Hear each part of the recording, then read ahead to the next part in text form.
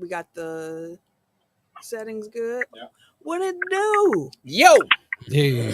We got another new episode of Tech File coming right at y'all. Eric is our voice in the sky this week, so you don't see him if you're watching the YouTube, but you will hear him. Yeah. I am your conscience. So, let's chill out and start that intro music.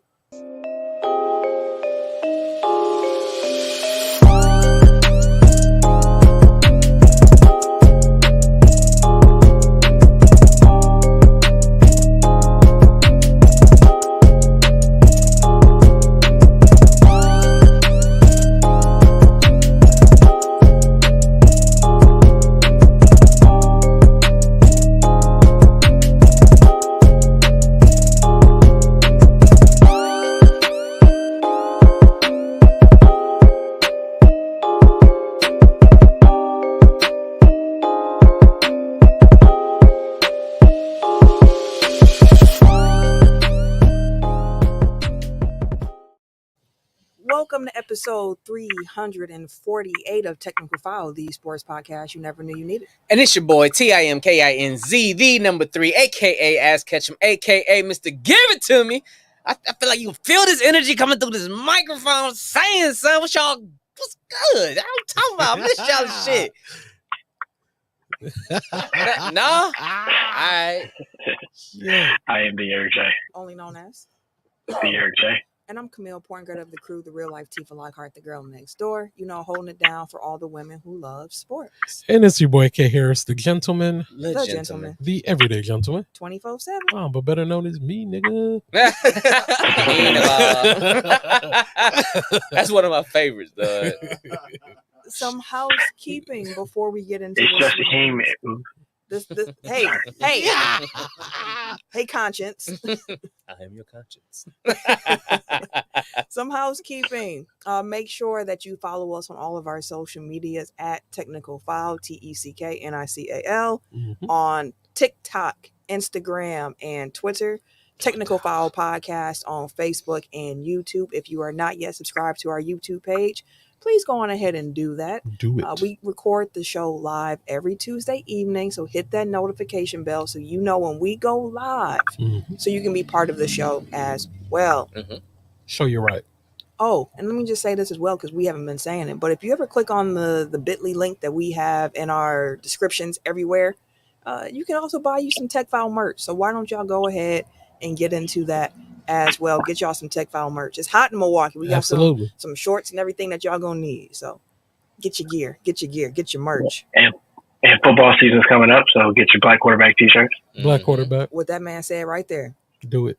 All right. Is the OG still on there or no? What OG? There's one. That was never on there. Oh, that was exclusive. Clearly he don't pay attention to anything. That's why I asked the Don't be like question. them. Go to the They website. trying to shit Don't on me be and like shit. that. I asked the question. Goddamn. And that is the OG though. It is. I'm like, shit, it's the You OG don't remember? on You don't there. remember how he got the shirt made? How he put the order out? You don't remember? Did none he of do that. it? No, the Eric did the shirt. Should I remember either? Like, she putting a whole bunch of words out there that ain't true, but I hate. No game that needs a name until the belt is back in the building. Heal up soon, Mr. Eric J. Yeah. We gonna cover our normal topics here: NBA, pro wrestling. I ain't got no football this week. It's a little quiet. You know, it's the real dead season of football right now. So once training camp start back up mid-July, there should probably be some more content there. But we're going to roll what we got. So kicking us off, we're going to start with the NBA because it's a big week here. Wait, time out. Hold up. Sorry. Tim mentioned the OG, so I had to go look on the YouTube to see what he was wearing. My boy got jeggings on. Look past. Hey, listen, I was looking at my thighs. I was like, God damn, nigga. You know what I'm saying? Motherfucker out here looking at all the, God damn, nigga. You know what I'm saying? My man said, jeggings. I was like, keep him like this. Like, shit. It's 100 degrees. Yeah, bro. Jesus Christ. Like, goddamn. Oh, shit. But they still got some stretch and pull to them, you know what I'm saying? Barely, I nigga. still got some room, you know what I'm saying? I got room, I got pull. Shit. They just look that way, you know what I'm saying? Your boy nice and fit. You know what I'm saying? With the shit. My nigga with the jacket, though. Got a little bigger. That's funny. Anywho, it's a big week. Stay away from that. We're gonna let that ride. That needed to be said.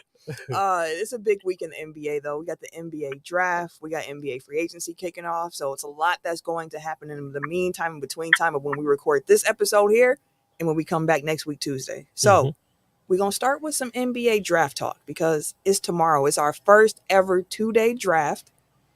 Draft is at 7 p.m. Central Time on Wednesday night for the first round. And then the second round is Thursday at 3 p.m. Central Time. 3 p.m. And that's what I said at first. Why is that early? Why is it 2 days for the second round? Then I remembered it's early because the presidential debate is Thursday evening. So that's why it's early. That's why it's early. Okay, that makes sense. It probably won't. Because that's must see TV right there. I am so scared. That's must see TV. I'm gonna watch it because I always watch the debates. That shit finna be lit. I am not looking forward. Get to your that popcorn ready, guys.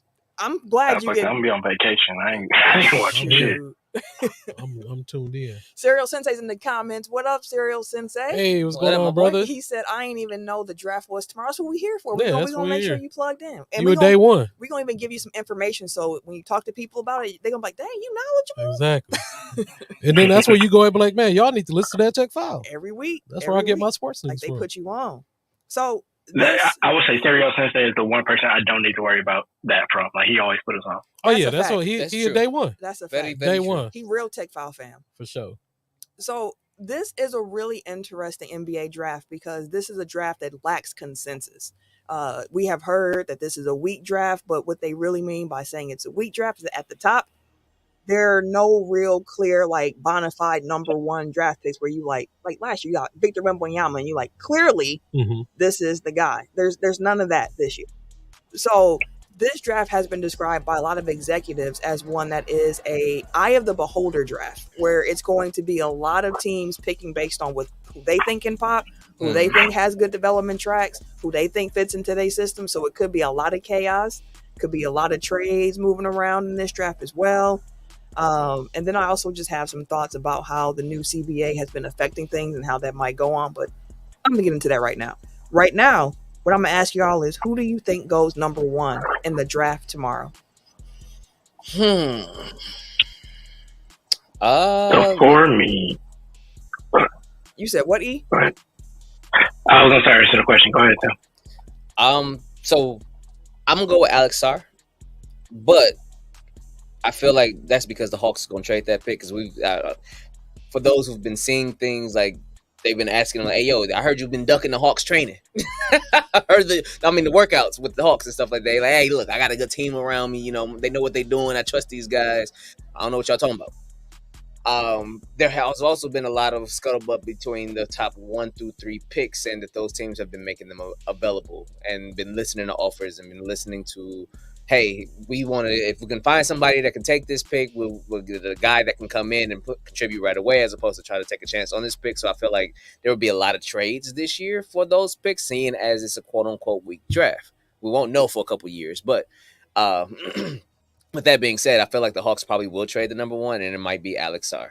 I feel like he should fit the Hawks if they were to draft. Again, we've seen teams who haven't worked a guy out and drafted him anyways, just because, hey, look, I don't give a shit what you're talking about. You fit our mold. You fit our squad. You fit what we're looking for, fit what we need. I feel like he would fit the Hawks because he would be like a high-level 3-and-D guy, potentially, who can be like a high-level lanky defender who can guard 1 through 4. Good rim runner. He working on some ball handling, playmaking, and stuff like that. But I feel like he can evolve into those. And the Hawks kind of need that. Did you say? Sorry. Yeah, sorry. Because I'm trying to get you before you go too far. I think you described him Ricochet. Yeah, because Sarr is a center. I thought he was more like a. He's a big. I thought he was like a 6'9", 6'10" like nope, real mobile. That's Sarr is 7'1". You're right. Thank you for that. I appreciate you. Well, I don't even know how you say his name one more time, Eric. Ricochet. Zachary Ricochet. Zachary Ricochet. It's almost like Ricochet. Almost. Sure. Ricochet. I'll go with Ricochet. Not sorry. I'm sorry.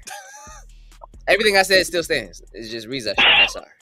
I was looking at one and probably thinking about the other. Yeah, one. I was going to say, I think why Alex Sarr hasn't worked out for them is just lack of fit with the Hawks because they already have quite a few bigs there. Mm-hmm. Like it's a cleaner fit for him in Washington or in Houston, theoretically. Mm-hmm. But it seems like Sarr to Washington makes sense at 2. And Mr. Zachary Rizache going number 1. Let me change that name in there. Rizache. This was Zachary. Yeah, I do ultimately think. Nah, I like that name, Rizache. I do ultimately think that it will be Rizache. Personally, not a fan, but I get it. One, because I think that he's the guy that they could most likely trade. I think the guy they want is Klingon, but they don't want to take him number 1. He may be there at 4, which means that they can swap with San Antonio, who supposedly likes Rizache. He's French. The picture connection there. That's big. And like we said, like Sarr doesn't want to work out or didn't work out for Atlanta. He's pretty much trying to play this so that he gets to Washington at 2, which I think he's the first person ever forced his way to the Wizards in the history of the NBA draft. That's interesting. It makes sense though from somebody from his agency. Basically, it's like you identified a team where you think that it's more about the second contract than the first. So it's like, yeah, we'll take the hit of not going number 1 if we get into a better situation where he can play quicker, where he's not boxed into a role where he's just catch lives from Trae Young. Like he wants to do more. I don't know if he can, but he wants to do more with the ball. And obviously there's nobody really in Washington to kind of take that from him necessarily. Mm-hmm. So it's a better fit in that regard, which then leads to, contract extensions and going forward. So it makes sense when you break it down on that level, even if he's not going number 1, which is usually everybody's their goal in the draft. I had a cool question for you, Eric. I know you say you're not a fan, all the boards and stuff seem to have him at number 1. I'm just interested in seeing what are you not a fan of, or what do you see your personal opinion? Rizache? Yeah. So he, I keep saying 3 and D, but he's a very streaky shooter. His D is solid. Yes, sir. Yes, sir. Yikes. His defense is solid. I'll give him that. And he is a very, versatile defender. Mm-hmm. When Tim was saying, he can kind of guard 1 through 4. I'm not sure he can do that from day 1, but he has that potential to be kind of an all over the floor defender. Right. It's more the offense where he cannot dribble at all. He's not a strong dribbler. He can't drive like that. So you really are banking on him being a 3 and D guy, which, if he hits his highest floor, his highest ceiling, that's still a guy that's going to be on the championship team, but he's not very strong at this point. The coordination isn't where I would want for a high level wing, but again, this draft doesn't have a star guy, so it's kind of take the guy with the thing that we can mold into something hopefully down the road. So I see the potential. I just don't know if I believe in him getting there personally. Okay. Yeah. But I think we all are in agreement to who we think is going to go number 1 in this particular draft. Yes. And with that being said, this is a year where both the Lakers and the Bucks have first and second round draft picks. That's a rarity here, folks. In a draft that we don't need them. No, I wouldn't say that. I would not. Not for the Bucks. No, I would actually disagree very strongly about that. Because, why was that? Again, everybody's saying this is a weak draft, but when they say it's a weak draft, they only mean at the top. Mm-hmm. They don't mean the players that you're going to get post-lottery in the 20s to the early second round. Okay. There are still expected to be the role players in this draft that can really pop for you. And on top of that, with the new CBA, with the second apron being introduced into that, that really handicaps a lot of teams and how they can build teams. And we'll talk about it later in the show with the Lakers hiring JJ Redick. But during that press conference, Rob Pelinka said something that I thought was really fascinating about the Lakers needing to modernize and lean more heavily into player development because of the CBA. Like, there's just not as much room to make trades as there was before. So I think that NBA teams are going to start. I mean, they already valued draft picks, but I think they're really going to start putting a higher value on player development of these draft picks, because these teams that are chasing championships, they backs are against the wall when it comes to how they can construct a team. So I think that actually having a draft pick in this year, post lottery into the 20s, could actually be good, because you got to make sure you got the right scouts and that you hit on the right player. And again, it's a draft that's a lot of eye of the beholder. Who do you like in this spot? So it's good for both the Lakers and the Bucks to be having these draft picks. Now, to be fair, I did say that for the Bucks, like I said initially, not for the Bucks as being a bad draft, because we need youth and athleticism or shooting or what we can get out of cheaper contracts, younger players. Those that are, because a lot of these cats now, something in the water, but most of these cats, even if they may not be the most skilled right away, the athleticism is just jumping off the boards with a lot of these young cats. We are lacking that. And it was kind of exposed during the playoffs with our age, with our lack of athleticism, things of that nature. When we actually start playing the younger guys with that, you kind of seen the difference. We kind of been able to run with them a little bit. So I felt like with the Bucks picks, even though they're later in the draft, that we could get guys who could kind of come in and help develop or be of that ilk of, hey, we got a young athletic guy who we think we can kind of mold this way or move this way, and in essence also have them on a cheaper contract to help our franchise, not just today but maybe tomorrow or next year or a couple years from now, where we can kind of keep growing together, because we only have 3 players really that's kind of like that right now. Four, which is on the 4th of your roster at the moment, which is why I'm really interested to see if the Bucks keep both draft picks. The idea of having 6 young dudes on the roster feels like a lot to me.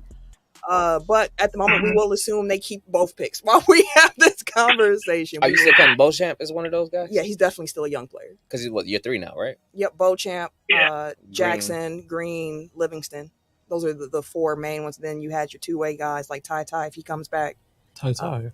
We'll see what happens with that. But let's talk Lakers first, because y'all have had a big week.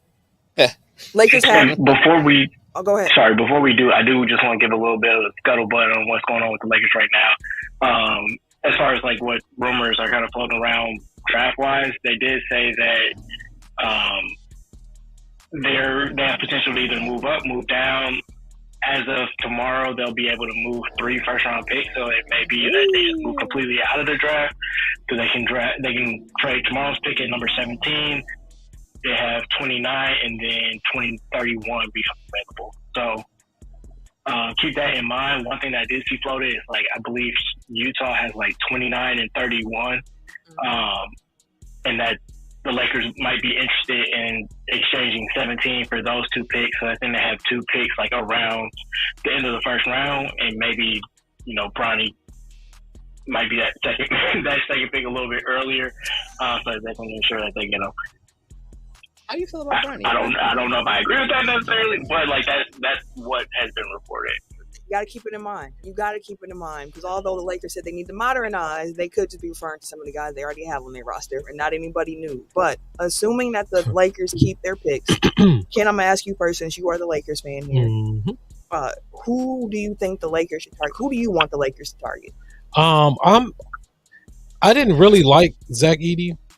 I wasn't a true fan of his game. I don't blame you. But I can see him making sense with the Lakers, especially with having AD. AD want to play the 4 a little bit more anyway. So yeah. So Zach Edey is one. Tristan Sylvia. Yeah, he's one. And then Jared McClain. I really like McClain. That's a shooter. Yeah. And we need some shooting. I really like McClain. I like that guy. So of the 3, that's your favorite one. Yeah, McClain is my favorite. I feel like Zach Edey makes the most sense for us right now. And yeah, and Tristan is solid too. I like Tristan. I feel like his style of play fits what we do, but I have no clue what y'all gonna do. Yeah, I don't know what JJ want to do, so we gotta figure that out. What's really interesting about the names that you said, the 3 names you said, at least one of those names is someone that the other 3 of us thought would fit with the Lakers as well. For me, that person was Tristan Da Silva. Yeah. Because he's an older player. Mm-hmm. He's somebody who doesn't do anything at an elite level. But he can do a lot. But he does a lot good. Mm-hmm. He just seems like somebody who can come in, who has a high floor and make an impact immediately as like a rotation player.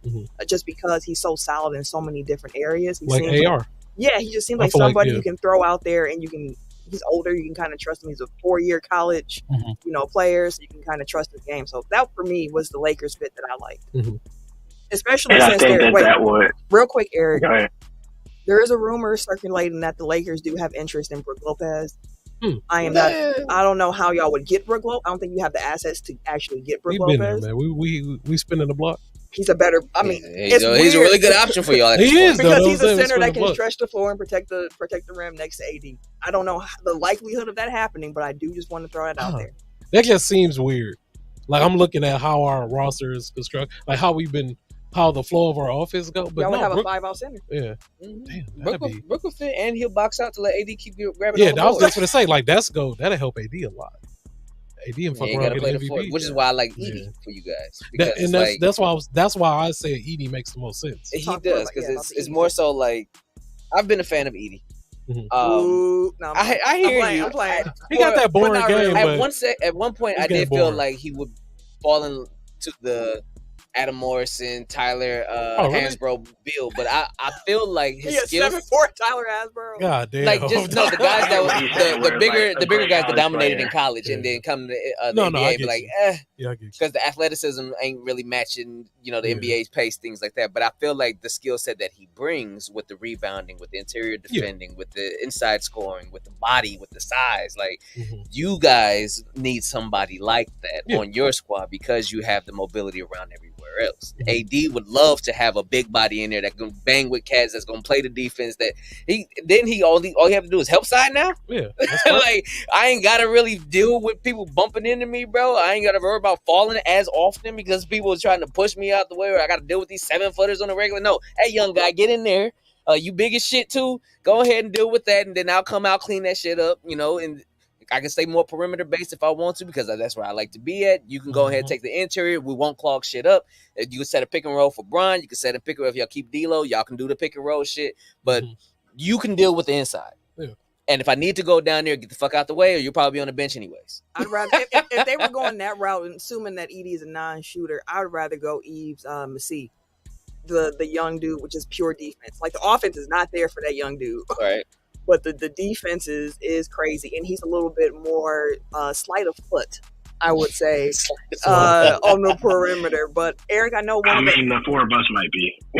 That's not perimeter. I agree, but I know Eric, your Lakers pick was McCain as well. Was it the shooting, just the spacing of the floor for you as well? Yeah, so I watched JJ's news conference. I don't know if we mentioned that. We're going to talk about it later. Okay. So I did watch his intro press conference. He said he wants to lean into analytics. He said he wants to shoot a lot of threes. So really, it was just that kind of one-to-one connection where it's McCain might be, Reed Shepherd is the best shooter in the draft, but McCain is one of the elite shooters in the draft. He should be available. He has the Duke connection with JJ. He's a really good player. I'm very in the league. But I feel like that he can kind of grow into some more playmaking duties, but he wouldn't need to necessarily with the Lakers because LeBron's going to handle the ball, 95% of the time anyway. He still has Austin Reeves, depending on what D'Lo does. He doesn't have to come in and be a point guard because he's 6'3" with short arms. So he's even if he plays the 2, he's one size. But it doesn't really matter as much on the Lakers because he wasn't be tasked with being a primary ball handler. So I think it's a good fit for McCain and also for what the Lakers are looking to do. I think that's fair. Before we move off of the Lakers, Ken, how do you feel about drafting Bronny? Because that's definitely on the table. Shit, that is the table. But yeah, I'm like, it's going to happen. I just don't want to waste the pick on him, a higher pick. Don't do nothing stupid. The Lakers are known to do shit that don't make sense and do Lakers shit. Don't draft Bronny at 17. But they would do some shit like that. So as somebody that's going to be in the building, I am rooting for chaos. So Man, no. Lakers, go ahead, draft him at 17. oh, no, man. That'd be nuts. It would fam. be. I can't. The internet would go nuts. Like, fam, we really did this shit. I want to see where he goes. I don't think it's a night one pick, but if it's a night one Bronny pick, oh my goodness. Oh my goodness. Dog, Now, the Bronny jerseys go crazy. so what did you say? B That's gonna be James and crazy. then Oh, we yeah. done lost Eric. Damn, he gone. He said, "Fuck y'all." I said what I had to say. I don't want to talk about the Bucks.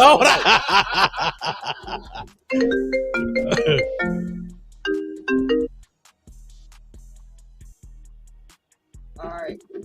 Welcome back, brother.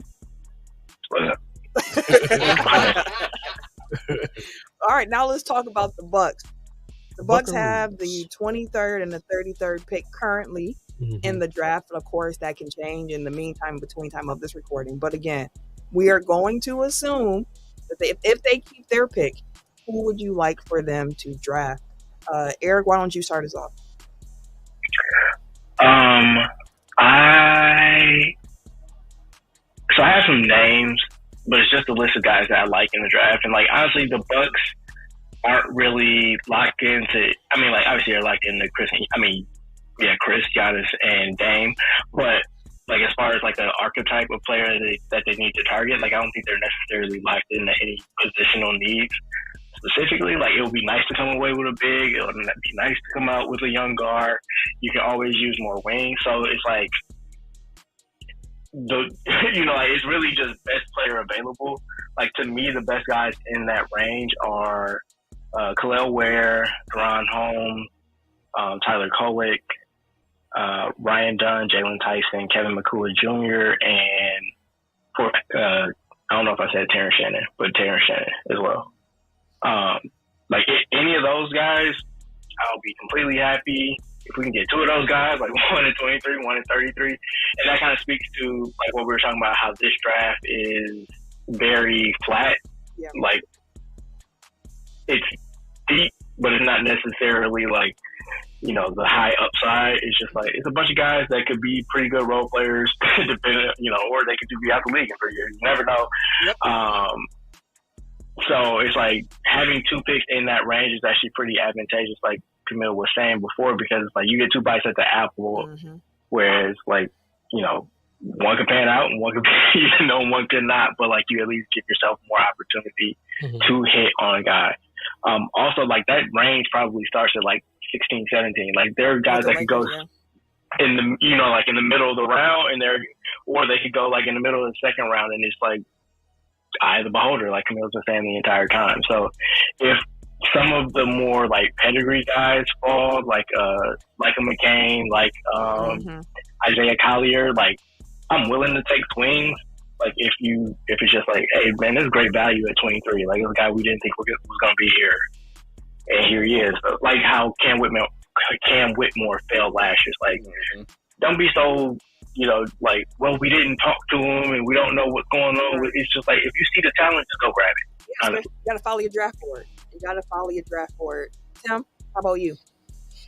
I really only got my eye on two cats. Tyler Kolek. I know I posed a question to y'all a couple weeks ago. I want to say about like, how would y'all feel about it? Because it was one of those things where I was like, okay. That's the Marquette guy, right? Yeah. Marquette point guard. And Terrence Shannon is my other pick. I'm all the way in on Terrence Shannon. Like I don't know how, but a lot of the college basketball that I ended up watching especially towards the end of the season, happened to be Illinois teams.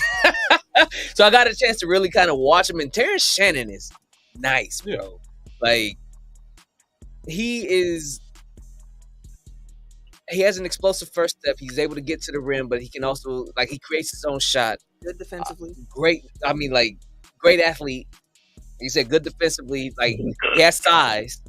Like it's one of those guys where I'm like, okay, yeah. If he wants to be better, I feel like he has that potential to kind of outplay his draft position. I do too.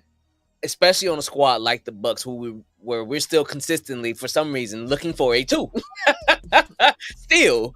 And so it's like, I feel like he could probably be a piece like that can kind of fill in right there with him, like the athleticism, the shooting, the drive, because he has a good handle on the ball and everything like that. Plus, he also has some playmaking ability. Where Kolek is more so, we need a backup one. He's a smart point guard too. Very smart. He's more so an assist-driven guard, which I'm always partial to guys who want to be, hey, I'm the one. I'm just trying to set the floor for y'all. Cool. I'm always been partial to those type of guys. One of the reasons why Chris Paul has been one of my favorite players of all time, because it's like for the point guard to be able to create, not just for himself but for others, but also control the pace of the game. Kolek is also, I want to say he's kind of a bigger guard too. No, he is not. He looked, well, maybe it's college. Maybe because he looked big for his size. Like, he's always around the rim. He's always been the drive and kick guy, but at the same time, he can get his own bucket too. I've always liked guys like that. Like, it seems like he's more privy to getting the assist than the bucket, but he can get the bucket when he needs to. And that's something that he had to grow in this game, because before, the bucket part wasn't there. So, Player of the Year last year kind of started that, right? Huh? Like the Big East. Oh yeah, Big East. Yeah, I was like, Player. Yeah, Big East for sure. Yeah, like he had to grow into that. Like, of course, Marquette connections. I like Tyler Kolek. He's just not somebody who's on my list. Why not? Because there's other guys I just like a little bit more. And it's again, if Tyler Kolek was the pick, then that is what it is. You got a great backup point guard. The Bucks need a backup point guard. I get it. If you knew Nate Walters. No, he would not. Nate Walters will never be replaced. Naders is always going to Nate. Shout out to Nate Walters. I think he still follows me on Twitter too, which you don't know how excited I was the day that Nate Walters followed me on Twitter. I said, Nader's going to Nate forever. Oh, you should add him, but hey, just so you know, Nader's always going to Nate. Don't tip me with a good time. Don't tip me. Like, tag him in the show announcement tomorrow. Hey, listen. Hey, we talked about you, Nate. I love Nate Walters for sure. I was a fan. I was a big fan of Nate Walters, but some of my guys for the Bucks this year in this particular draft, you guys mentioned a lot of them. Terrence Shannon Jr. is up there for me. Khalil Ware is high on my of all the bigs. Khalil Ware is the one that I'm most excited about. But the closer I get to the draft, the more scared I get about Ware, because one of the things about him is that he doesn't have a good motor. And a lot of those centers that you hear that don't have a good motor don't tend to pan out. That scares me.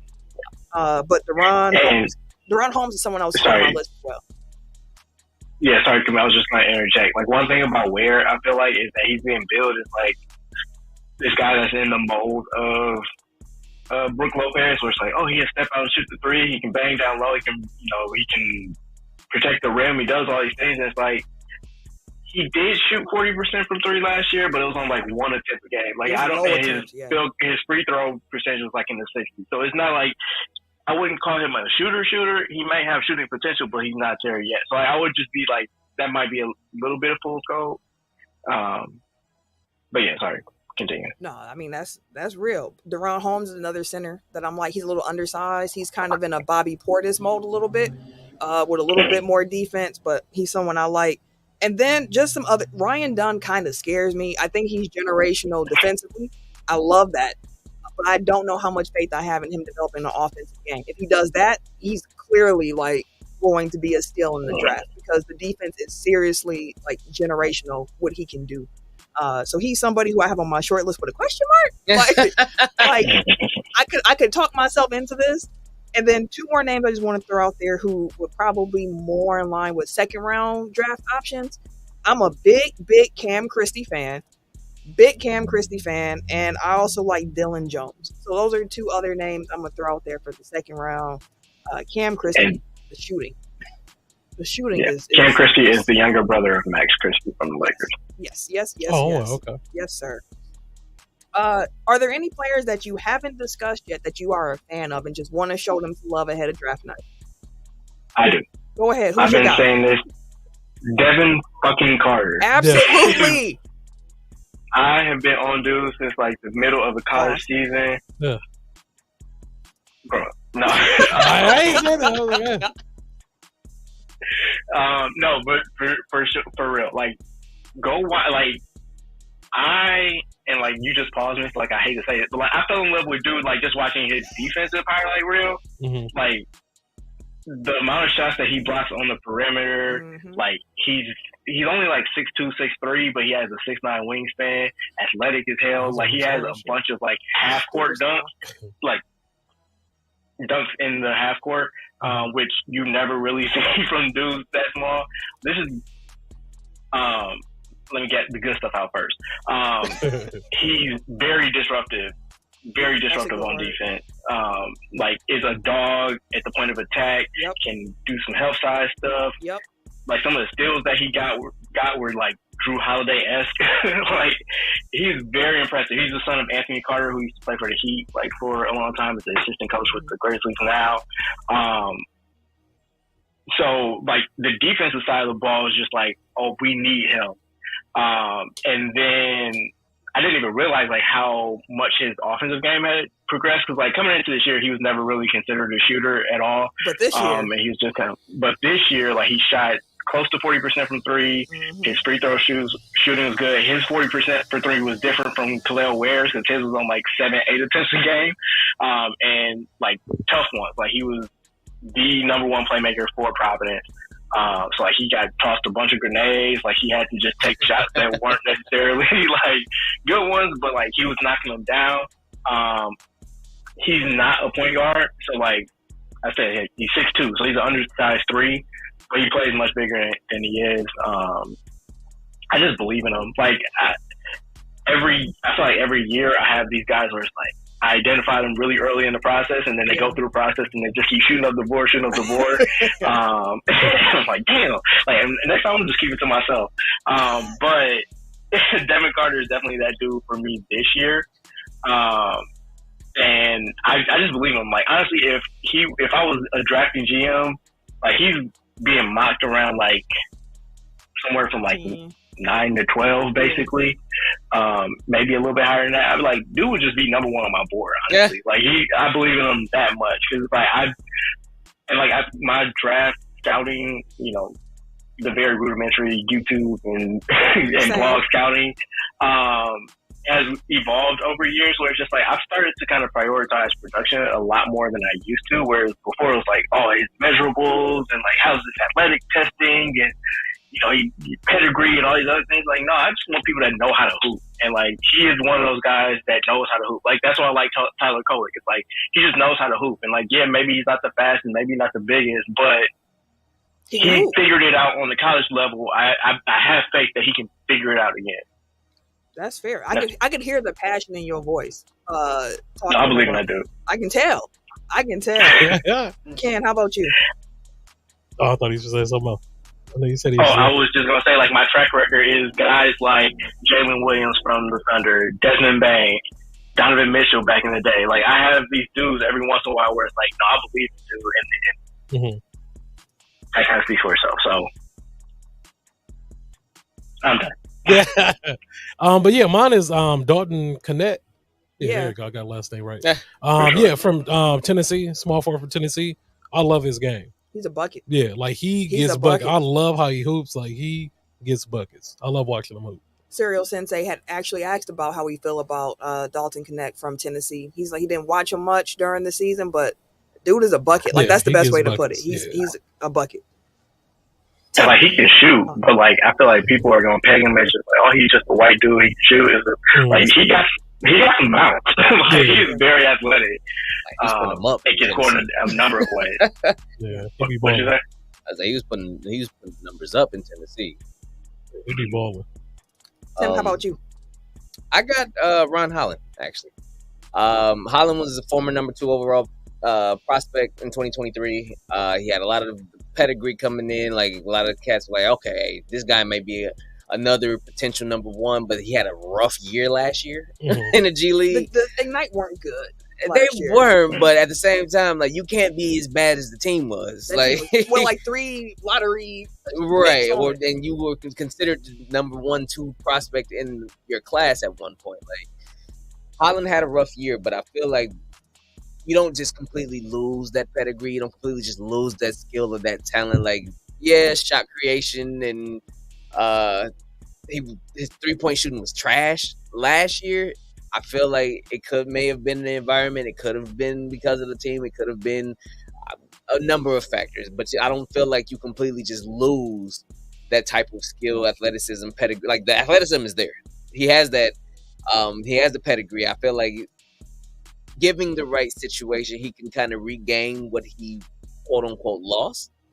And I feel like he's one of those. Now he's no longer top 10, but he might go top 10 in this draft. But that's the thing. Like, it shouldn't be a maybe no more. At first, it was like, oh, no offense, but about it. Now it's like, he could possibly. He didn't fall like Isaiah Collier did, where it's like he's going to be the number 1 draft pick, and now it's like he's not going to be a lot. He might fall into the 20s. Like Ron Holland, to your point, like I think what saved him was the defense too, because that's a transferable skill. The shooting is the shooting. He shot like 29% from 3 last year. That's but the defense is there. The slashing ability is there. Like he has some. Again, a lot of guys in this draft that have tools or like things about their game that you like, and you have to count on development to kind of get you over the hump. So it's trying to find the right guy. So I can definitely see why Ron Holland is on your list. My list was long. We already talked about Devin Carter. Eric already said enough about Devin Carter. Nothing to add on that one. We talked about Tyler Kolek, and of course, I'm going to be looking for Oso Ighodaro as well. I'm going to look for my Marquette guys. Oso is really interesting to me because he is a smaller guy if you want him to be a 5, but he's an offensive hub as well. He's just a really smart big, so I'm curious to see where he lands. He can end up in like a Denver situation where he can like sit behind a Jokic and come get some bench minutes like that. I think that'd be a good fit for him. Also interesting. Anywhere but Boston. Yeah, for sure. Reed Shepard, I just want to see how the shooting translates. That's more of a curiosity, more so than him being one of my guys. Bub Carrington. Bub, listen. Wolverine, what's up, Bub? He is a pull-up maestro. He was saying, like, to him, a pull-up shot feels like a mid or a layup. Like, I just want to see how his game translates. Because he can't finish. Yeah, he can't. It's all shooting at the moment. But the thing with him that's interesting is he is somebody who also had a real late growth spurt. So he's 6'4" now, but when he started in high school, he was Tim height. Like, he has said himself, even when looking at college film this past year, of like, I'm getting used to me being this big. In my head, I'm still like Anthony Davis. I'm still 6 feet tall. He didn't grow that much. Yeah. But kind of, yeah. It's the guard equivalent of it. Yeah.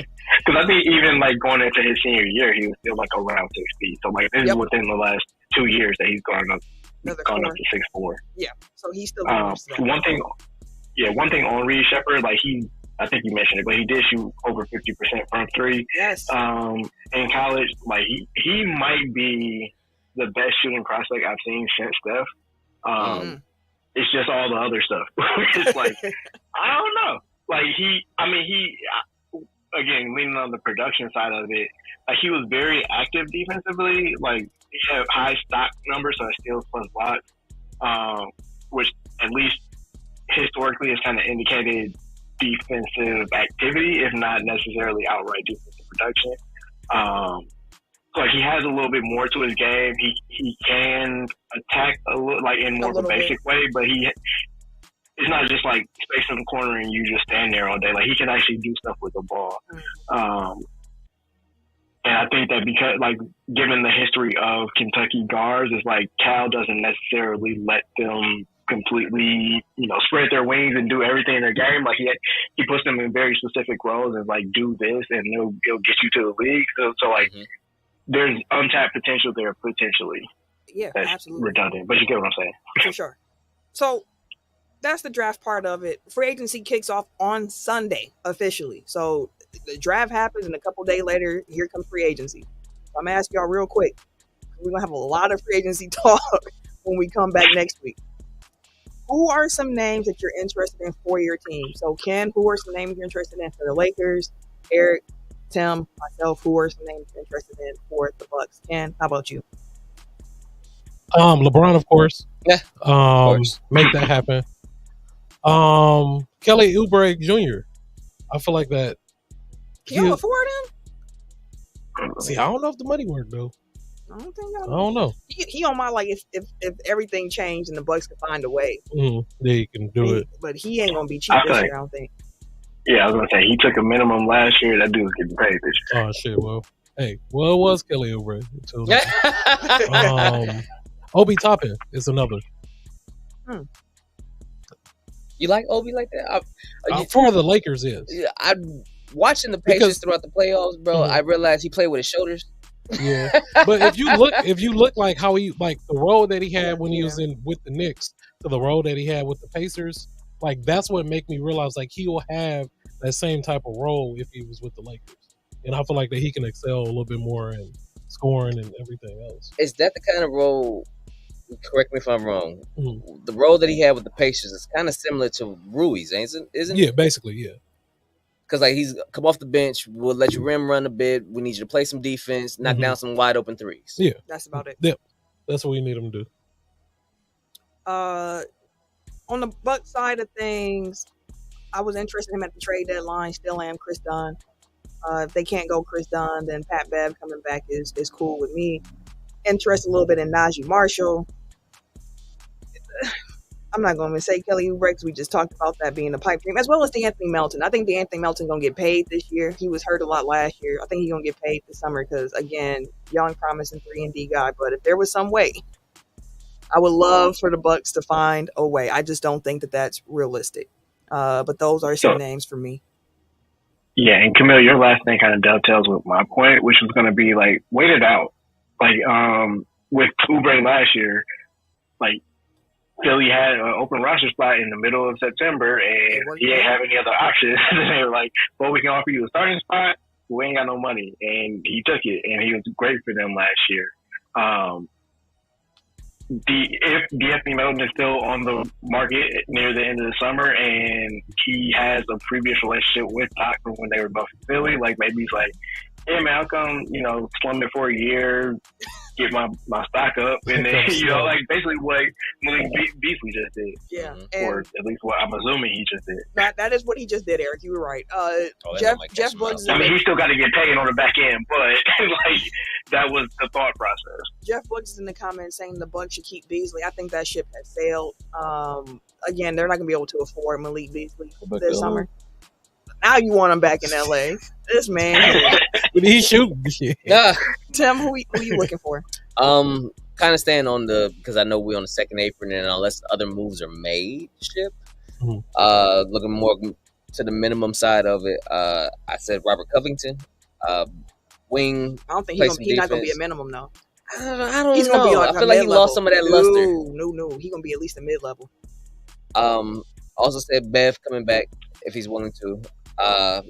Kyle Anderson, or Dennis Smith Jr. Like I know we talked about Smith Jr. a little bit around the trade deadline because we were looking at guards kind of defend things of that nature. I wouldn't mind, like depending on what we do in the draft, of course.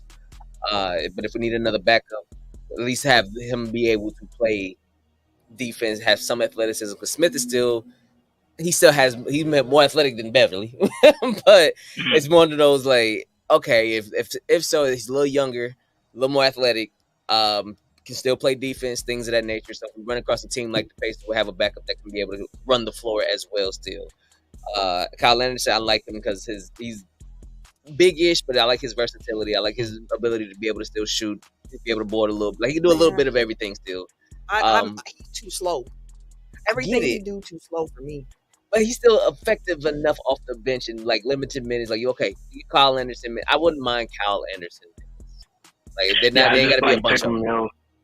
Yeah, I think to Camille's point though, like the context with him in Milwaukee is kind of like we're already too slow, and you don't have enough people to kind of put to offset his slowness. Whereas in Minnesota, you had McDaniels, you had Ant, you had these guys. Like even Mike Conley, like he old, but like he came in with extra speed. So like even now as he's slowing down, he's still a pretty fast guy that can kind of fly around a bunch. No, like his defense, his slowness didn't really hurt Minnesota because they had so much excess speed elsewhere.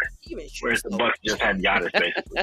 Like you kick it out to him, the closeout gonna get there before he even finished getting the shot up. That nickname, slow mo, accurate. Perfect. Accurate. That's his nickname for him? Yes. Oh damn. A perfect That's nickname. a horrible nickname. A perfect nickname. But I like all of the stuff that he brings outside of the slow. I love speed, but outside of the slowness, I do like what he can bring in limited capacity for the role that we probably looking for. I had a. Hey Camille. Oh, go ahead. Oh, go ahead. I think you were about to say it, so go ahead. No, I was not. I was about to segue. Yeah. I know. I think you were talking about like the apron and all that stuff. Was that where you're going? I was not. What I was going to say is we had one more question on the list, but I'm going to actually save that. We can actually just talk about rumors and everything next week because we've already been talking NBA for almost 50 minutes into the show.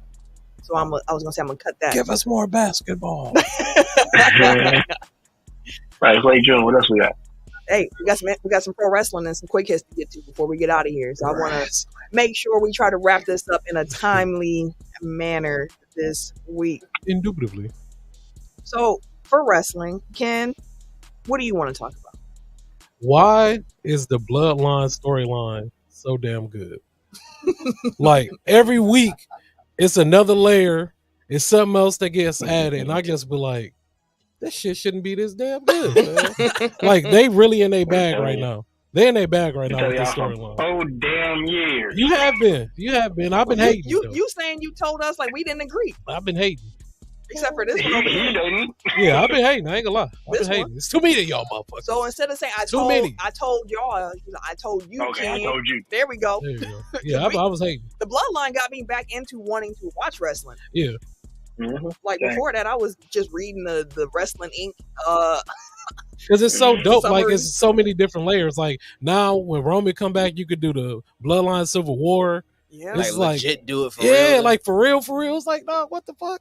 And then they just coming out the woodworks. I seen another one of their cousins or some shit. They signed. Just signed the WWE. How many, bro? This literally can go on for generations, fam. Because each of them got like 6'5" kids. Then all the kids get in. Like, bro, it's too many of y'all. Speaking of which, real quick, condolences to the Noah family. I think that's how you say it last name, right? Mm-hmm. I believe so. Roman's dad passed away today.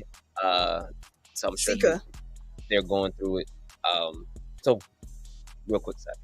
But there's a lot of them.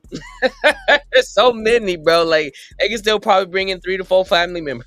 When Jacob Fatu finally showed up and he just wrecked shop. He looked jacked too. Like I saw him months ago to like seeing him come. I was like, this nigga did a whole transformation. He did the Gunther and shit. He did a Gunther transformation, fam. Like he looked like Umaga. Listen. Again, the layers with the storytelling. Yeah. Was it Raw? Was it Raw? No. SmackDown. What show was CM Punk just on? He got beat up. SmackDown. SmackDown. When he comes out and Paul Heyman comes out and he's like, please take me with you. Like, the fact that Paul Heyman wants out and Solo Sikoa is like, no, nigga. Like, you are here. And Roman ain't coming back. And then you got the Tongans out there as well, who have been the wild boys so far of Solo's version of the Bloodline. Mm-hmm. But then Jacob Fatu comes out, and when Solo's putting up the ones and Jacob putting up the ones, you see the Tongans, like, they look at each other like, boss, I don't know. They hesitantly put their ones up, like, I guess. Like, this is, I guess. But, like, to your point, this storyline is fantastic. Yeah. Cinema. Pure cinema. And what's cool is, like, a lot of everything you just mentioned is cool. But, like, one thing that I'm realizing is that, like, if Bloodline 1.0 was the Mafia, Bloodline 2.0 is, like, a gang. And, like, and, like, that's really how it, or at least in the movies, like, that's usually how it kind of, like, evolves. It's, like, the first one is like, you know, like we're doing this for the family. We're trying to build it up so we can all, you know, get on. Mm-hmm. But then that attracts like a bad crowd and people that just want to like fuck shit up. And then like they either usurp like the OGs or the OGs die off. And then like you have some dude that like started off as like a little petty street thug. And then he rises his way up to the top of the organization, and then like he brings in a bunch of goons behind him, and then it just becomes like, you know, gangland warfare type shit. Like it's a logical ass way to like continue the story, and it's like that's kind of like not the history of wrestling storytelling. Mm-hmm. Like it's usually like very contained stories, and then like, you know, shit happens, and then like you move on to this next thing, and then people have like a repackage, and they move on to. But like it's a very consistent like, hey, we started at A and we're working our way through B, C, D, E, F, G. You know what I mean? Like, it's just like, I appreciate it because it like rewards you, one, for watching, and two, it's like, it doesn't insult your intelligence. Like, it actually makes sense, and it's a continuing story, like, going on for what, 4 years now. Mm-hmm. Yeah. You know what Yeah, doesn't make sense? SummerSlam was 2000. Let me tell you what don't make sense, Eric. Us seeing Chad Gable with a bullet hole in his head, Yeah. and then him being completely fine the next week. Hey, y'all thought y'all took my boy out. He tried to tell you. Hey, no, it ain't happen. I saw it. Like, he just got knocked in the head. It wasn't all the way through the skull. Somebody just popped He got hit with the hammer. It wasn't a bullet hole. It wasn't a bullet hole. He was just like, I was just bleeding a little bit from one spot. That's correct. He was bleeding a lot. That's a lot of blood. A lot. Like they kept showing my image like I RIP, but no, they was going crazy on social media. I swear. Hello obituaries and shit was. You know who else going crazy on social media? Liv Morgan is going crazy. Hey, nigga. First of all, I almost texted you. I was like, nigga, you live like a goddamn nigga. Hey, that's a champion right there, goddamn it. Hey, no, I'm so goddamn it, y'all know what you're doing. She had a tweet and it was like, if I'm Dom second sloppy seconds, I will take thirds, fourths, fifths, sixths. She been nasty. She sending it. Right. She been sending pictures and shit on that thing. Spit on that thing, like dog. She did it with her belt. Talking about I spit on that thing. I said, yes, sir. Liv. Yes, sir. And sending pictures. Dom was better man than me because I might have folded. He almost did. He showed them that picture. They were like, "Hey, look, bro. Everybody, which is funny. Hey, bro, look what she sent me." All the dudes like, "Yep." Carlito said, "That is cool." Now that's cool. that is cool. Damien Priest like, "Hey, yo, bro, like she got them. You gotta relax. She got them a PS5. She got them a platter. She got them tag team titles. A platter of chicken nuggets. Man, they was set. They was set. Like for her to pull up the titles and they looked at it, it's like, "Hey, fuck it, she here, bro. Hey, we got belts now. We good. Like shit. What you mean? Like, hey, Dom." Yo, my boy, she got some belts. I don't know what else to tell you. And that's another one. It's like, dude, like, we know mommy coming back. Yeah. So, like, what's really finna happen? Did mommy get them belts? Ooh. Hey, man. Ooh. Who the better mommy? Ooh. I mean, she out here looking to please. Hey, man. She went in, she getting cats title shots and then actually helping them follow through and get the belt. And she got Dom a match against his daddy next week. Yeah. Because he said, I did that because my dad's the deadbeat. I just wanted to lay hands. And she said, I got some for you. Don't even worry about it. I got some for you. Deadbeat on the platter. How'd she get all that power, though? Where'd that come from? Daddy Dom. She just asking questions. That's all she did. She go around asking questions. She might work that same magic on Adam Pearce. That's how she got shit done. Hey. Now, I'm gonna swerve a little bit out of the WWE lane, but kind of in WWE because there is some scuttlebutt that Mr. Shane McMahon might join AEW. Now, this was first brought up. JR was talking on his podcast. I'm just gonna say, like, it's an idea that's out there. Like, it could happen. Apparently, Shane McMahon has had conversations with some guys on the AEW roster about, like, hey, how could this possibly work, so on and so forth. So we might have a McMahon in AEW, not the one people thought, similar to when WCW was bought, quote unquote. But hey, Shane McMahon could go to AEW. So my question to y'all was, how would y'all feel about Shane McMahon and AEW? Like, do you see a role for? Like, is that something that would get you to tune in? Do you see a role for? Are you interested in that? For what? Like that? It ain't being like, what could he possibly bring? He gonna be like just because he's a McMahon? Like what? Purpose with that serve, I mean, he gonna be all. He could probably like the manager. He could quote unquote buy the company. You don't know what they. First of all, it's too many people on the roster. It's too many managers. It is too many fucking factions. I was gonna say the factions. So it's just like 19. What more? It's too much. It's too like much. You're a free agent. You fucked. For you real. need to be with somebody. Exactly. They just go pair you with 4 motherfuckers. Mm-hmm. You know they got the trio championship now. They do. So yeah, it's just too much going on in AEW. Shane McMahon going to AEW is the same shit I'm gonna say about anything else. Mm-hmm. You still ain't gonna watch. Mm-mm. AEW ain't get none of Tim's ducats, his time. All of a sudden, y'all go here comes the money. That's how his ass got over there. Hey, that might be copyrighted by WWE for all we know. They might say, hey, the money stays here. You find you a new theme song, sir. And Shane McMahon with a new theme song? Mm-mm. That's why it ain't gonna work. That ain't gonna work. Hard pass. Hard pass. What he gonna do? Jump off a Titantron again? Aside from Roman, is there anybody that can get y'all to watch AEW? Tim already said it last I watched a little bit, so I can't. Just no. It's getting worse. It's progressively getting worse. I'm not gonna lie to you. I mean, that's shit's garbage. Last week I was like, I just wasted. Like, why am I watching this? I don't know why you watch. No, why am I? Because Kenny Omega. I was watching. Okay, Kenny Omega. Huh? I was gonna say you about the only one that watched. I think they had their lowest rated show either of all time or like. Yeah, that's what I'm saying. It was garbage. Yeah, I'm like, it's been progressively trash. I have it recorded on a series on my DVR, and I delete that shit without even watching it. I do every week. We got it on ours too, and it's just taking up 2 hours of space on my damn DVR. I delete that. Like, what can I find? There we go. Delete that. It's so many botches, bro. It's just it's a little violent for me. Yeah, they just throw shit together to see like what will work. I wasn't like an ECW person either. Is it violent or bloody? Too bloody. Both. Lately, it's been both lately. Yeah, like they've been doing outrageous shit. It's a lot going on over like there. Blood for no reason. It's like, why are you bleeding, fam? Well, like, ain't no purpose for this right now. Oh, Flair, just I'm bleeding like that. What? Who hit you when you bleeding? The Crimson Mask. Serial Sensei in the comments added, I don't watch wrestling, but I don't think I've heard Ken say one positive thing about AEW. Not in a long. It's hard. It's hard. Cody left. Long time. It's hard. Yeah. That's since Cody left. Yeah, since my boy jumped shit. He ain't been right. He ain't got no reason to really be interested. Yeah. You know, it's gonna be the final nail in the AEW coffin is when Ken like actually starts praising CM Punk. Man, hell, that you can't wait for CM Punk, Drew McIntyre. Hey, bro, CM Punk in the Paul Pierce category. Fuck him. You was probably cheering when he got jumped. Hell yeah, I was like, whoop his ass. Bro, he was getting his ass whooped behind that damn garage. Open, they looked at garage. I was like, damn, bro, is that Punk? Sam came by. She was like, "Is that CM?" Oh yeah, that's CM. Yeah, that's CM Punk. Like, for anyway, why are you here? Why are you even there? Just because you at home. Now you got your ass whipped at home in front of all you people. You know how they get down. Like, don't go home in the WWE, bro. You will lose. Definitely got his ass whooped. He had no business being on SmackDown. None. It was just because he was going to be at home.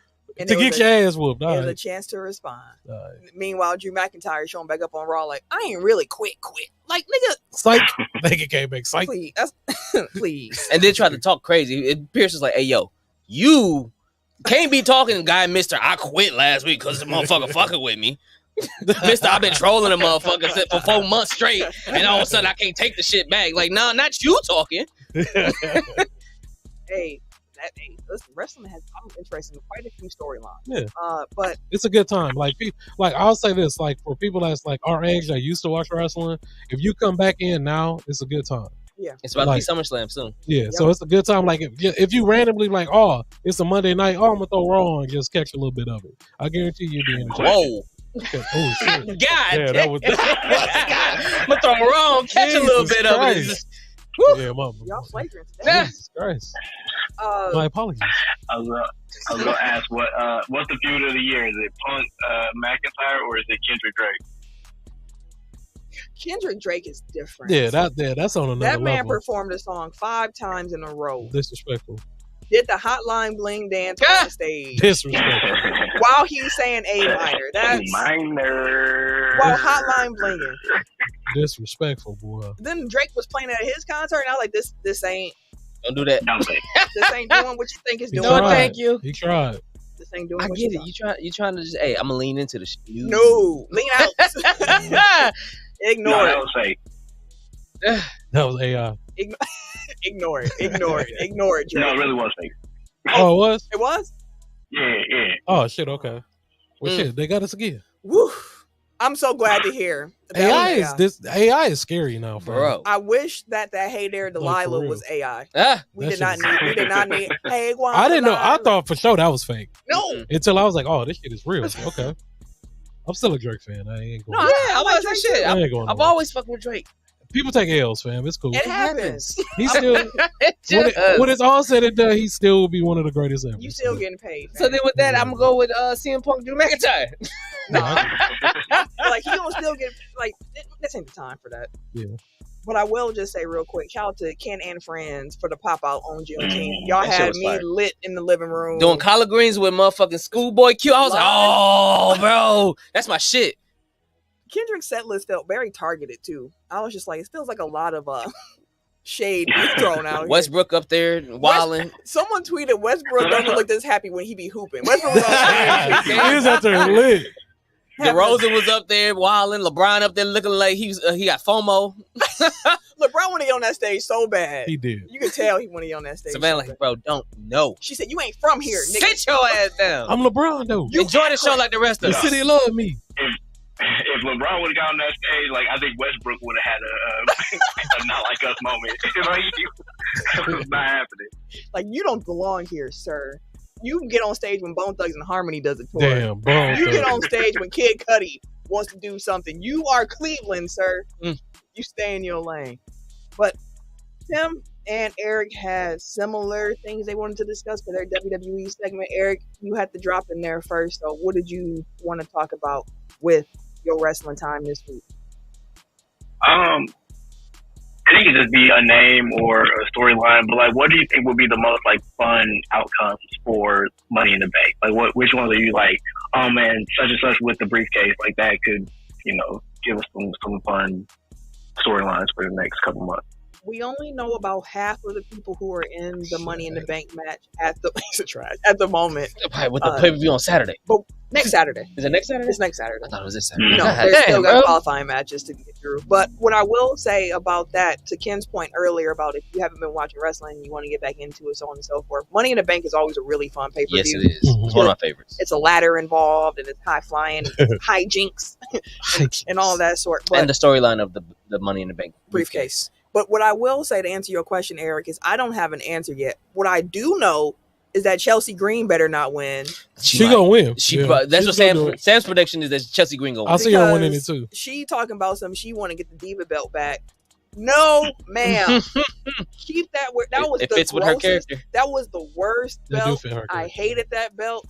I'm rooting against. I want bad things to happen to Chelsea Green. Oh no, it has been happening to her. This is the first Let it continue. that she's had. Let it continue. Because if that's what you want to do, Chelsea, I cannot support you. They be like, Chelsea Green. I do like that. That's kind of cool. So one thing that people did point out is that so far the women's briefcase has 100% cash in success rate. So like putting it on somebody like Chelsea Green means that you're actually not sure. Like, she might fail. So, like, I would be interested because, like, it can go anywhere with that. And, like, I saw some clips of her, like, before she got to WWE. She can actually hoop. Like, she can really go in the ring. Like, if she wants to. Like, she's not just she can hoop for real. I was thinking the same shit. Does she get her shit off? But for it, like, she can actually wrestle. So, like, I wouldn't mind, like, if they went with a more... not necessarily a serious take with the character, but like that would be like your way into like letting her get her shit on. No. Or she just lose and like now we actually interject some unpredictability into like the women's side of the Money in the Bank. Which kind of leads into mine because the unpredictability. First rodeo too. Yeah. The unpredictability is part of the magic and the fun of Money in the Bank. Now, prior years, you could kind of be like, okay, we see who all in it. Oh, damn. Yeah, this is geared for this person. Or this is kind of geared for this person. But as me and Sam was watching SmackDown and Raw this past week, and it was kind of like, as they had the triple threat matches, I'm like, okay, I think Carmelo Hayes is going to win this one. Wow, he win this. She thought Chelsea Green was going to win it because I was like, well, Bianca's in this one, and I forgot who else was with it. It was Bianca, somebody else. I was like, well, this is Bianca's match. She's going to be in it. They got to put Bianca in there. And Chelsea Green won it, and she predicted. So it was one of those like, all right, with the people that we currently have, it's kind of an unpredictable winner at this point. For the men, you have Jey Uso, Carmelo Hayes, Andrade, Chad Gable, +2. For the women, you have Io Sky, Chelsea Green, Lyra Valkyria, and +3.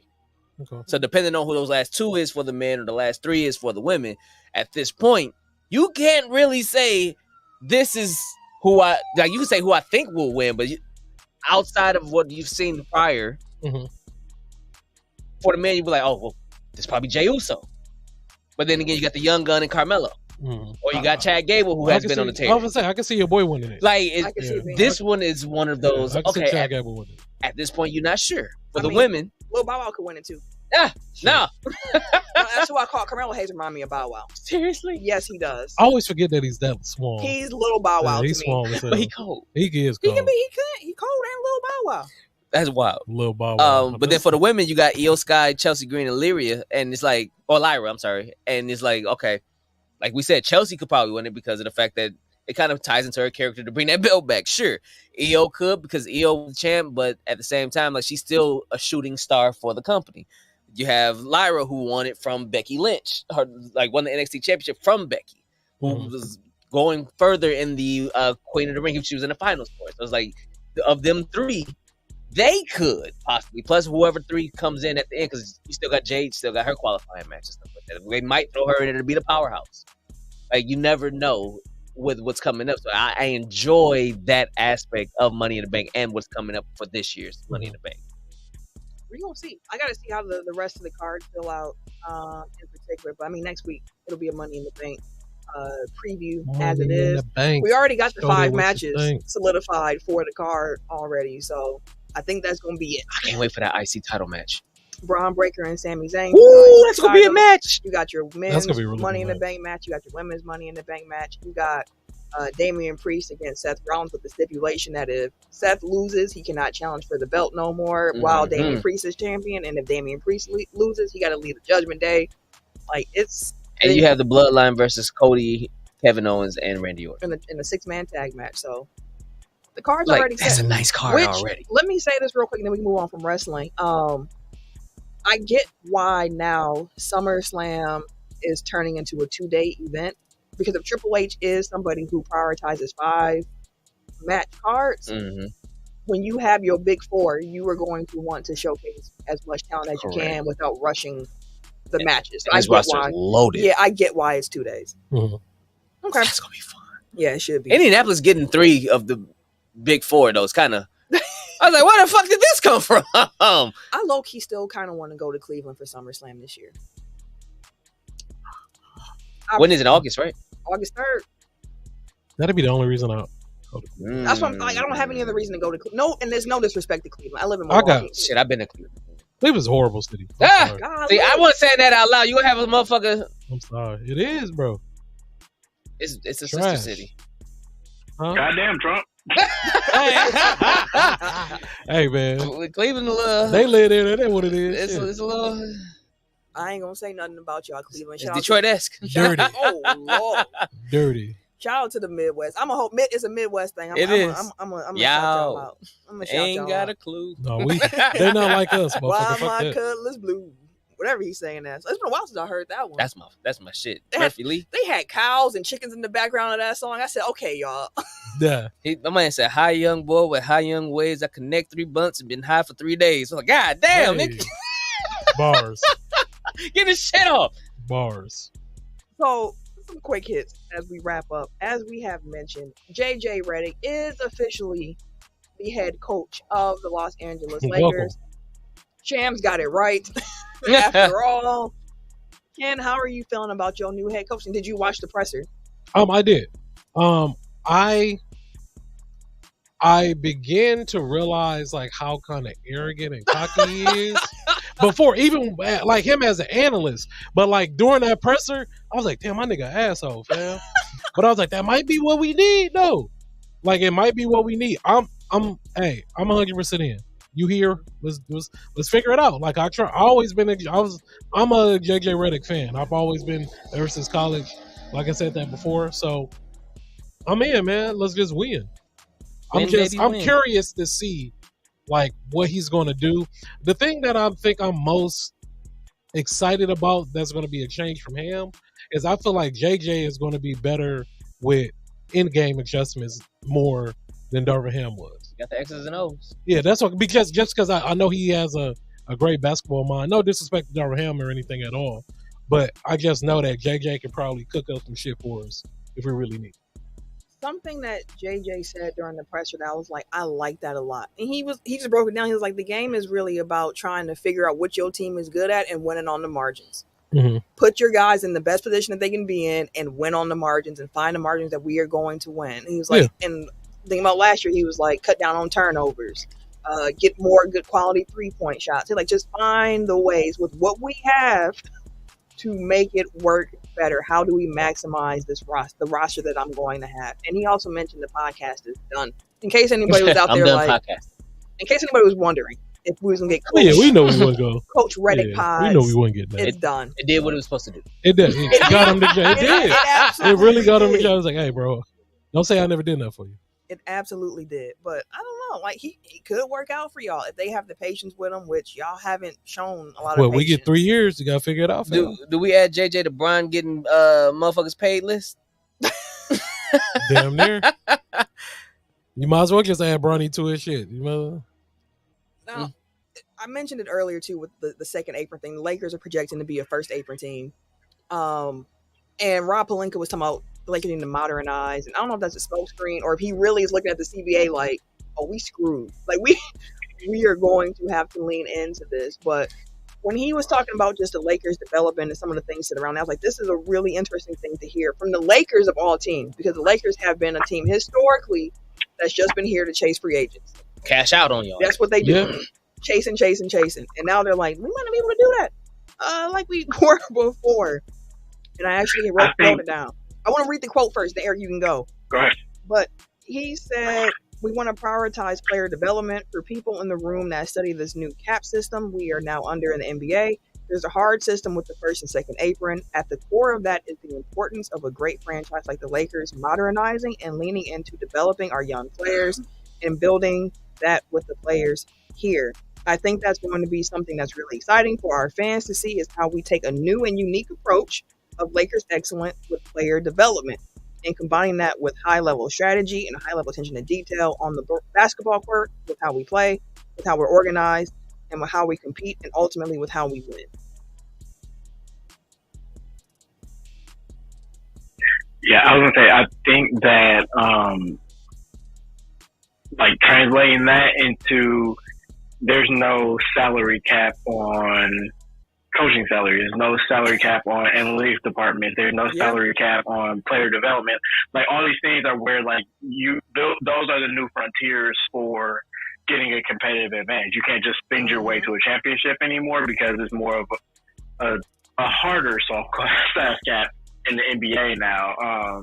So teams like the Clippers, like the Lakers, like the Bucks under, like, since Giannis has been good, like, the teams that were just like, well, we just gonna have the Warriors, like, we're just gonna have a big ass luxury tax bill. It's just like, okay, well, our owners want to pay. It's like, no, now you have penalties that affect your team building opportunities. So now you know, if you want to spend your way to a championship, it's through, like, bringing in a Darvin Ham and hopefully Sam Cassell, where you're spending a bunch on coaches, or it's, you know, getting more guys in your scouting department, or being able to send them more places, because, like, that money that you would have otherwise spent on the players, you're now spending somewhere else, still trying to get that competitive advantage. So, like, when he says modernize, like, I know that the Lakers have historically had, because where they're seen as this glamour franchise, like, all the Lakers owners have really is the Lakers, so they aren't actually flush with cash. Like, they're more of they're on the poorer side of ownership groups. Especially, like, when you look at Steve Ballmer across town, where he just bought his own stadium because he got fuck you money. Like, the Lakers don't have that necessarily, but they do reinvest their money into the team. And, like, because now that's not going to go towards, like, luxury tax payments, that's going to go, hopefully, be redistributed. That I didn't pronounce that right, but redistributed through like, other areas in the organization, or at least that's how I read it with the way that Rob Pelinka was talking. Yeah, so it's going to be really interesting to see what the Lakers do, and just, again, how this new CBA really does affect the NBA, because I do think, like, the player development piece is going to become an even bigger part of the league going forward. It made me think about, not to steal your Lakers shine, but it made me think about the Bucks and the assistant coaches they're getting on their bench. Darvin Ham coming back to the Bucks. All of these experienced guys who the Bucks are putting on their bench. I'm like, is part of that in regards to, as well, like, we need to develop some players. We need a lot of guys on this bench that can have the time to work with some younger guys and help get them where we need them to get to. So it's going to be really interesting to see. But I think JJ Redick, you called him arrogant. He does have that about him. He is very confident in himself. And he's going to be who he going to be. And I think that's probably what y'all need. He ain't afraid. I ain't mad at it. And he already has a relationship with LeBron and with AD, because him and AD played together on the Pelicans. Yeah. Him and Bron are clearly friends. They had a whole podcast. Yeah. That was very educated. I loved that. I feel like they was on there talking shit. I'm like, I was taking notes during that podcast. Yeah. Like, let me like for real. Like that is some real smart basketball they had on that podcast. So it'll be really cool to see how that plays out for y'all. So it's kind of crazy that LeBron, like we always do the LeBron is so old thing, but like his new head coach got drafted after him. Yeah. Like that's crazy. Yeah. That's the joy. LeBron gonna be maxed out at 40. Crazy to think about. Crazy. And worth every penny. Yeah. Exactly. That's the point. It's like you gotta pay LeBron for him. He worth it. Ain't never seen nothing like this before. That's why he is one of the greatest to ever play this sport. One of one. Yeah. Some other coaching news. The Cleveland Cavaliers hired Kenny Atkinson as their next head coach. Good look. I like. Oh, we know you like Kenny. Good look. Hey, you've been a Kenny fan since he was in Brooklyn with the young. Kenny. I feel like Kenny's a good coach. I do too. Yeah, he is a good coach. And he got a youngish squad still in Cleveland, so we'll see what happens. He got some key young players to develop, to work with. We'll see. That's what I hope the Bucks had hired last year. But. Shit, me too. That was he was top of mind last year too. But hey, Cleveland, you got you one. It looks like with that signing that Donovan Mitchell will be back. Question marks around Darius Garland though, which is something to keep an eye on. And after one season, the Detroit Pistons dismissed their head coach Monty Williams is out.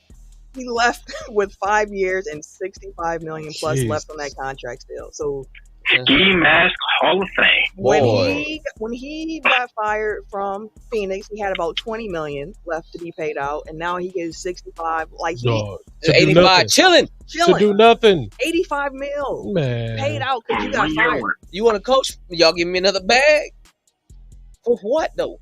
I said it from the start. The thing is, he didn't want that job. He didn't. But you throw that money, I'm gonna turn it down, fam. I can't turn that down. Knowing that y'all gonna get rid of me. Cause I don't give a fuck. I don't give a fuck. I'm here and I don't give a fuck. Like you fired me with this squad, bro. Y'all ain't want me. Thank you. Y'all did me. I don't gotta come in this motherfucker no more. Y'all did me a favor. He didn't want them either because some of the lineups that he was playing in the season, I'm like, clearly, sir. I had never seen a coach like literally like was not interested in doing anything. Hey, come be an assistant in Milwaukee. No, thank you. You can stay at home. He can help develop. Nope, we already got like 8. Why would he do that? He don't need nothing to do. He ain't got to take that much money. He already got a lot on the table. No, he can stay at home. He can do this shit for free. Exactly. What I'm gonna work for? He can do this shit for the free. Nigga, I am chilling. Why would you work for free when you're getting paid for free? Because you already getting paid for free. So why work? Y'all make no sense. Listen, you doing it for the passion. Clearly it's not Ain't there. that much passion, my nigga. Ain't that much passion in the world. For the love of the game. Listen, I love podcasting, but if you came to me today saying I will give you 85 mil to never do this again, you will not hear from me. Would. Hey, Tech who? Honestly, it wouldn't even take 85 mil, to be honest with you. Shut all this down. Knock a couple zeros off. I'm telling you. Hey, on what though? Mouth this bitch. I ain't gonna lie to you. I need 85. Yeah, okay. I love y'all too much. Yeah, okay. I'm doing it for the passion of the game. Niggas doing it for the free ski now. You talking about somebody throw the bag at us? Nigga, hell yeah. Where do I sign, my nigga? This nigga really lying. Exactly. Lying. He gonna be the first one. They're like, I love y'all, but nigga, these bills though. Exactly. If you love us, take that 85 mil and give us each 5 mil a piece. If you love us that much. I just open our own studio. How about that? And then we put Duce on. We can still do all that shit. Yeah, not podcast. Give us the money. You can still do that shit, not podcast. Somebody paid Tim not to podcast. Tim would quit his actual job. Like I got black kids that need to go to school. I need this. I need all of them. Why you gotta say that black kids? Exactly. Hey, of course you black, nigga. I need it. You got white kids that you not good. Exactly. I might adopt one or two. This nigga incriminating himself and shit. What's going on? This what happened. Black kid college fund. This what happened late in the show. Also, the Minnesota Timberwolves and their head coach Chris Finch came to an agreement on a 4-year contract extension. So that makes sense. Yeah, makes his perfect third sense. Straight pro season trip this year. They went to the Western Conference Finals. It makes sense. Yeah, makes perfect sense. Pascal Siakam, he plans to sign a new 4-year, $189.5 million maximum contract to return to the Pacers. Yeah. They got to, though. Right. Like when you trade for him, you knew what was coming up. Yeah. So he is going to be staying in Indiana. Scotty Barnes staying with the Raptors. He's expected to sign a 5-year max worth up to $270 million. That is the most that any Raptors player will have ever been paid. That's crazy. Hey, man, get that money. Hey, always get your money.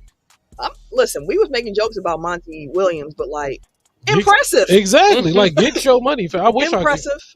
Like, you finna be on the beach somewhere, fam. With your kicking your feet up. Buy a beach. What you talking about? On the island, fam? Yes, fam.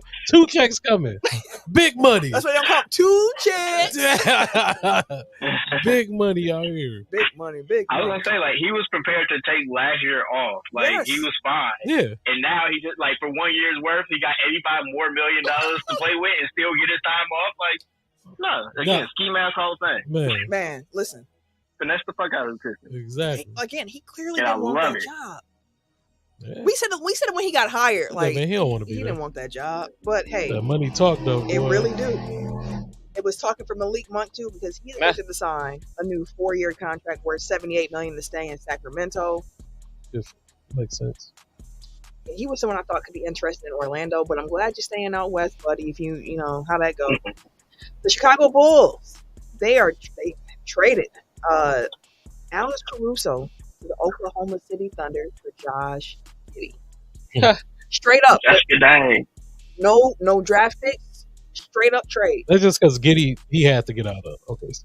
Well, they apparently sat Giddey down and was like, the role we envisioned for you, it's probably like off the bench. And Giddey said, no, thank you. I'm a star. I'm a star, nigga. Pretty much. So, and like, I get it. Like, people see the reports about like, oh, the Bulls could have gotten like 2 first-round picks for Alex Caruso at the trade deadline. First of all, like, Josh Giddey, I get that he has his other issues they dealt with this year, and he isn't like a superstar or anything, but he's a good young player. He's like 21, going on 22.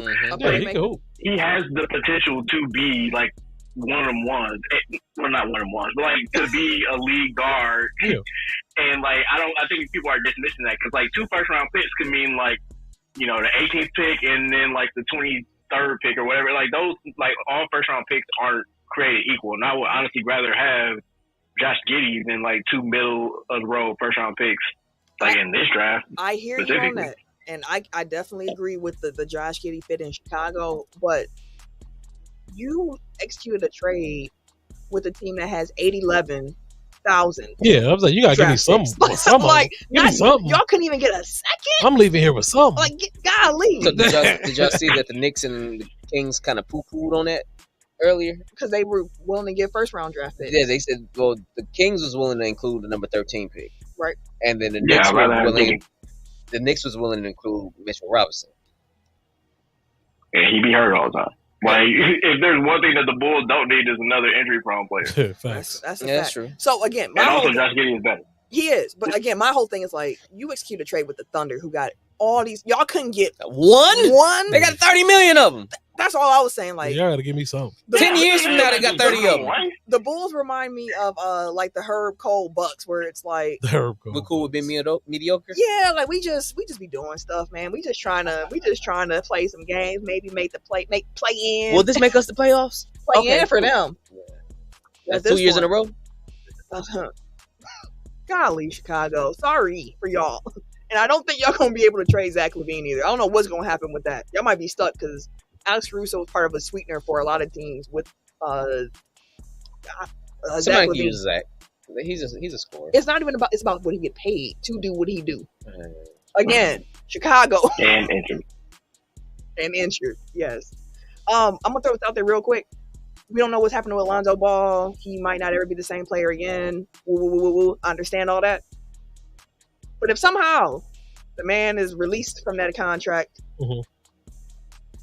I wouldn't be mad if Marky took a shot. I just want to throw it out there. Oh, I get the Lonzo Bucks, guys. Just throwing it out there. I get one. We can't talk. Come on. Hey, again, this is throwing a minimum contract. Just throwing it out there. Let's see. Let's see. See how them legs work. But speaking of legs, unfortunately, Los Angeles Sparks forward Cameron Brink suffered a torn ACL. Trash. Disappointing. No, I swear. That's trash. Disappointing. She had played every game for the Sparks up to that point. She was second in the league in block percentage already. Like, but the thing with it too is she was part of the Olympic 3v3 team. Mm-hmm. That's going to be a big blow for them as well because she was an agile big. Like, it's hard to get those types of players. So, like, that's the piece of it too where it's like, dang. Because she won a gold medal at the 3v3 World Cup last year. Like, it's tough. It's tough. I hate that. They replaced her with Dearica, right? I think so. I mean, Dearica's hooping this year. Yeah, she is hooping. She hooping this year. She is hooping. All right, and then last quick hit that we got for y'all, the Florida Panthers. They avoided one of the biggest collapses in NHL history, in sports history. Mm-hmm. They were up 3-0, and somehow that series still went 7 games. But the Panthers pulled it off. They won their first Stanley Cup in team history. Shout out to them. I actually watched that game. It was actually good. Yeah. I love playoff hockey, though. Playoff hockey be lit. Playoff hockey do be lit. Yeah. It really do. So we are going to get ready to wrap up the show there. As a reminder, again, if you were watching the YouTube video, you have not already liked the video, do that. Mm-hmm. Subscribe, hit the notification bell, all that good stuff. Do that. Follow us on our social medias. I think because of how we were using our social media before, we ain't in nobody's algorithm no more. So again, if you hear my voice saying this right now, just go to the tech about like the last few posts, drop some comments just to get us back on your timeline. I'm actually making a post about that. Do that. There's some stuff on there and it's like it ain't getting the eyes on it. If you see this post, just hit a like. But I don't think people are seeing it. That's the problem. They're not seeing it. So again, head to our We social. just gotta start tagging people again. I can't tag everybody on Instagram. Like that's oh yeah, that's great. Or Facebook Twitter. You can. Facebook you can, but even still, like that's still not driving this is an off-air conversation. Yeah. What I do want to say is, again, a reminder, follow us on our socials, like up the pages. Every Monday and Thursday, we have some questions for y'all to answer. We want to get y'all feedback on it. This week's This or That Thursday, as a heads up, is going to be NBA draft related because it's night 2 of the draft. 1996, 2003. Which draft class was better? That is the This or That for this week, Thursday. So, giving y'all some time. So, make sure y'all head over to our socials. Do that. Answer the questions and interact with us. Parting words of wisdom this week. First, shout out to Taro Sensei in the comments. He said, great show. We appreciate Thank you. you, sir. Appreciate you, All boss. the way through. You don't even like wrestling. You be engaged in the wrestling parts and everything. Hey, man, so, appreciate you. Bring a friend. I know we're doing something. He already tweeted us. Yeah, he had day one, bro. I like your Twitch notification. Hey, they over here fighting. I fuck with that. I really do. So my parting words of wisdom. Last week we talked about it being hot, taking care of yourself, washing yourself, and drinking water. And washing yourself. Got to. Especially in this heat. Yeah. Don't be a stinky fucking kid. Today was another really hot day in Milwaukee. The heat index got up to about 100 today. Disrespectful. Crazy heat. I had a friend who just got back from Puerto Rico, and she was saying it was unbearable here. And she was, I was just in Puerto Rico where it was hotter. Also humid. She's like, but there is no like breezes in Milwaukee. Like at least Puerto Rico's an island where I can kind of get some breeze. She right said, off the ocean. She said, unless you by the lake in Milwaukee, it'd be tough when it get hot. It do. So, you know, Serial Sensei said this is not the same sun from the 90s. It's not. It is not. Climate change is definitely real, brother. It is real. But we're gonna wrap up and get out of here. Y'all just take care of yourselves. Be safe. And get ready for a really fun week of NBA basketball. I'm kind of mad I'm missing the Commissioner's Cup with WNBA right now, so I'm gonna go home and rewatch that. But if you want to follow me on my social medias, let me see. I have anything else to plug real quick. I was on Hey We Like Your Podcast this past week. Check that out. It was a chance to actually get interviewed about who I am. I'll make sure I'll post that on my socials. Check that out. Of course. Also, check out Locked On Bucks on a weekly basis. Check out the Pack a Day podcast every Monday for me on the audio side as well. And if you want to follow me on my social media platforms, you can catch me. Wait a minute. On Twitter, Instagram, Apple Music, PSN, all these different things at Camille Monet, CamilleMonae. Thank you, guys. At Bucks Burner on Twitter.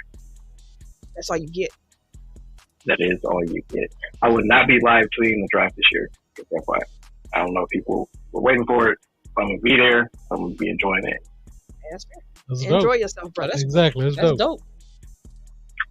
Everyday_gentleman on Instagram. KHarris216 on Twitter and Snapchat. And it's your boy, TIMKINZ, the number 3, aka Ass Ketchum, aka Mr. Give It To Me. Feel this energy and this love, bro. All right. That's enough love for me. Ah! God damn. That wasn't even a question.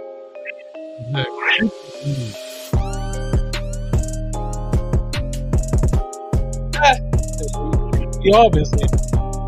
Who's we all?